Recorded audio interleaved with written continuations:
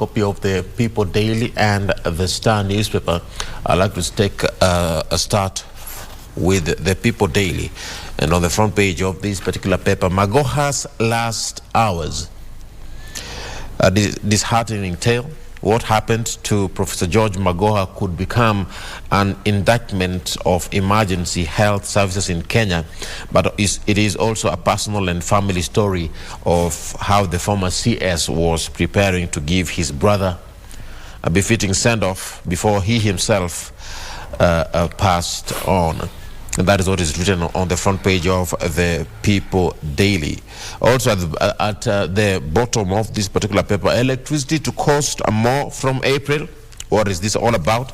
The bad news is that Kenya Power is seeking to charge higher tariffs, raising prices for domestic consumers by about 6%. The good news is that the public participation is going to be held, and this is what starts on Tuesday. And also at the top, big wins for legislators as Treasury releases 4 billion shillings for KDF kitty. We shall take a look at that particular story in a bit. Also on the front page, Oscar nominees list is out. But who will be the victors? That is the question. Big names have been left out of the venerated film awards, but shortlists of likely winners has excited character, and that is on the People Daily. Now let's get into the paper, and I will start with that particular story on Professor George Magoha and what is taking place in regards to that particular issue of his death. Former Cabinet Secretary for Education, that is Professor George Magoha, who died on Tuesday evening, had woken up in high spirits that day, ready to give his younger brother a decent send-off on that particular Tuesday morning. And his brother, who is known as Professor Richard Alex Nyabera Magoha, died in the US last month, and his body was scheduled to arrive in Kenya the same Tuesday, ahead of his burial on Saturday. His funeral will proceed as planned, but there are indications that Professor Magoha will be buried on February the 11th. Had tragedy not struck, the former CS would have been in Kisumu ready to report for his new job. This is on that particular paper, retracing final moments of Professor George Magoha. And on the next page, Uhuru mourns Magoha as tributes pour in. And this is what many Kenyans have also been talking about, sending in their tributes, even on social media. Leaders and politicians across the country continued to express their condolences to former Education CS, Professor George Magoha, who passed away on Tuesday. The former president, that is Uhuru Kenyatta, joined Kenyans in mourning Magoha, describing him as a celebrated academic who leaves behind a strong legacy of public service. The former CS succumbed to cardiac arrest on Tuesday, aged 71.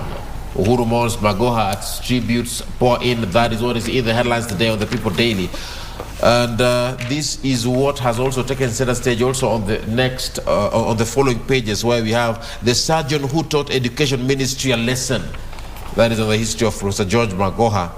With a steady hand, head, and heart, Magoha steered pupils through COVID, KBC hiccups, and all the way through to their 100% transition. Also, the next page, Education CS Professor George Magoha in pictures in different projects as he was leading the education sector, and that is what is on the People Daily. And also, just finally on that particular paper, on the caricature, we have one that is paying tribute to Professor George Magoha. Remember, coincidentally, the day that he passed away was also the same day where we were celebrating the International Education Day, and that is what has been captured on that particular caricature of the People Daily. Now let me quickly head over to the Star newspaper, and on the front page, shake up in military looms as top guns retire. That's right. The president, that is Dr. William Ruto, faces tough options as top KDF officers, including Kibochi, are set to retire from service. The next Chief of Defense Forces must come from the Kenya Air Force, and that is what is captured on the front page of the Star newspaper. Also still on the front page at the top there, remembered for the day he pulled a pistol during the UN student protest. And of course, we know that is in regards to Professor George Magoha, the tough man he was. And let me head over to that particular story on the military changes that we are yet to see in the near future. Military changes loom as top generals retire. And what is this all about? President William Ruto faces tough options as top military leaders are to leave service after hitting the mandatory retirement age. Of course, one particular conversation that many are having is in regards to loyalty. Loyalty to the presidency is very, very crucial, even as these particular leaders are going to be acquired. The Chief of Defense Forces, General Robert Kibochi, departs first after attaining the mandatory exit age of 62. Also in line for retirement are Kibochi's potential successors, Vice CDF Lieutenant General Francis Ogola and Lieutenant General Mohammed Badi. Ogola and Badi are the senior most generals in the Kenya Air Force, the KDF wing that is supposed to produce the next CDF in line with the military succession rules.